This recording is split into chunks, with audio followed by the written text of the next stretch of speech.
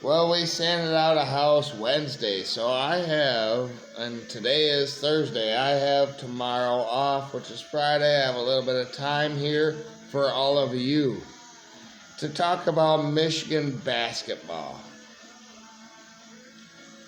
They're still alive. They are 1-0. And it was very impressive versus Cleveland State. A bad team, possibly, but Michigan won 101-53. They're scoring like NBA teams. The shooting was amazing. After watching that game, Michigan basketball could be better than I even thought. I thought they would go 6 losses this year and vie in the regular season and vie for a Big Ten championship in the regular season. I know that they like to win them in the Big Ten tournament. That's cool too, and I think they could do that as well. Wow. There are 3 things that make Michigan basketball great going forward. First of all, it's Michigan's size. Every player is huge for their position. Every position in the 2 deep is daunting for opposing teams. The second fact is that Michigan, all of them can shoot the ball. All of them can drive the ball, and all of them can pass the ball. It's awesome. Maybe 7-footer Vlad Golden can't do all of those things, but it's good to have a traditional center on your team if he is needed going forward with some of these matchups. So, I expect him to have big games going forward, even though he is not a runner, passer, and all that, but he is a big guy that we love. Now, Michigan is a team. That is the third reason going forward. Michigan has stamina for their size. They all run and they all pass. They all do. As far as versatility goes, 7-footer Danny Wolf is legitimate. In 24 minutes, he had 19 points on 8 of 10 from the field. He had 13 rebounds as well to go along with 3 steals and 3 blocks. He needs to limit his turnovers, though. He had 5 in the season opener for Michigan, but he was, if you watch the game, which I watched highlights and then the game after the fact, I was too busy that day, Monday night. But wow,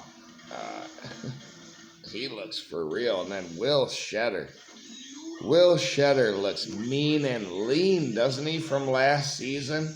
He lost a lot of weight. He is more wiry and ready to go. He had that dunk. Oh. Off the bench in 17 minutes, he had 15 points. And he had 7 of 9 from the field shooting. That is what we need from Shetter. And then Michigan shot 68% as a team, but they missed 9 of 22 field goals in this game, which is a dichotomy. It's a drastic difference from what they did versus Toledo. Thank God they made all their free throws versus Toledo in the exhibition game.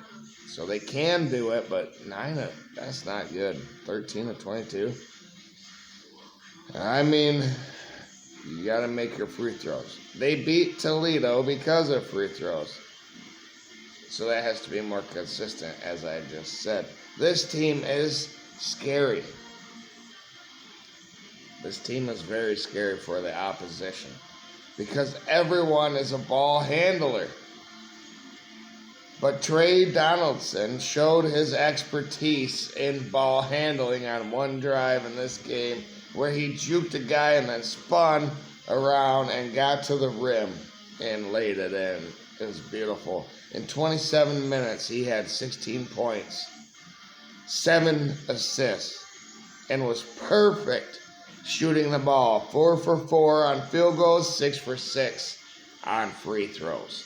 So he was the glimmer of hope. That's why you have ball handlers, and that's why I love Dusty May. He wants multiple ball handlers on the court at all times, and it looked to me like all these guys have practiced it and are doing just fine. Now, LJ Kaysen was another one-hit wonder. He wasn't another one-hit wonder. He had that big game versus Toledo, and then he backed it up here in this game. He had 14 points in 22 minutes. And then Roddy Gale Jr. from Ohio State had 13 points in 19 minutes. The name of the game in any sport is to score more than the other team can. And Michigan can score versus anybody, I believe, so going forward this season. The one thing that concerns me is their energy. Can they keep it up? And then can they play defense? They did give up 90 points to Toledo, 4-time MAC champions, reigning, but, still. In the last exhibition game, they gave up 90 to Toledo. Next up is Wake Forest on the road on Sunday. They are 2-0. They have wins versus Coppin State and North Carolina A&T by 15 and 16 points. I expect Michigan to win that game, but at least Dusty May knows what his players do and what he needs, the position that he needs to put them in year one. He's surprising even me. I think they'll do better even than 6 wins this season now after that game 1. Might be overreacting. And we still have to see how their defensive prowess and energy and willingness to do that going forward, because the Big Ten is a grind in conference, especially now in basketball, like football had to deal with. We got Pac-12 teams in conference now, so we'll see. But I love what Dusty May is doing with this program, unlike other year one coaches at Michigan. He knows what he wants to do. He knows how to put them into position.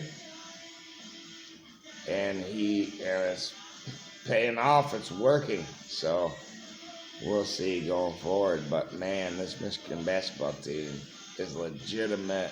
They're going to win more than 8 games, aren't they? Great hire, Dusty May, right? Thanks, everybody. Like the video, share, subscribe, all that stuff. And I'll talk to you after Wake Forest. There's the Michigan Sports Report, where we will talk about all of the Michigan teams going forward every week. But now that Michigan football season is winding down, and they have, 3 games left, and then a bowl game possibly. We're going to be talking more Michigan basketball here on this channel, and Michigan hockey going forward, who just swept number 5 Boston College. They have number 20.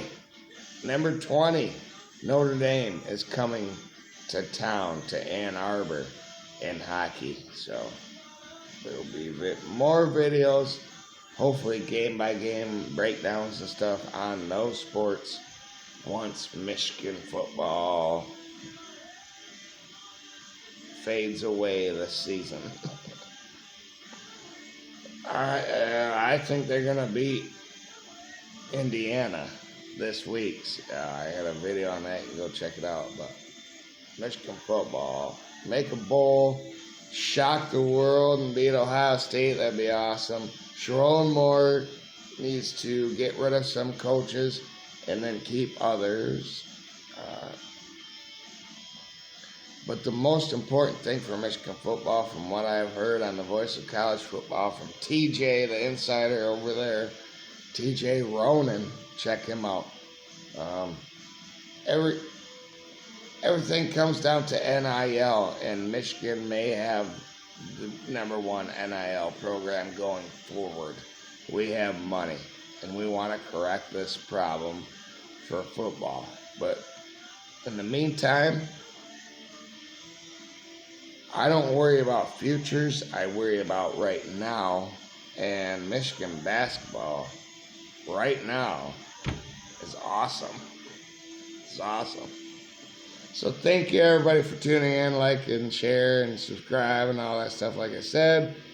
And have a great day. Just remember to have a great day. That's the key in life. And for me, a great day meaning go blue.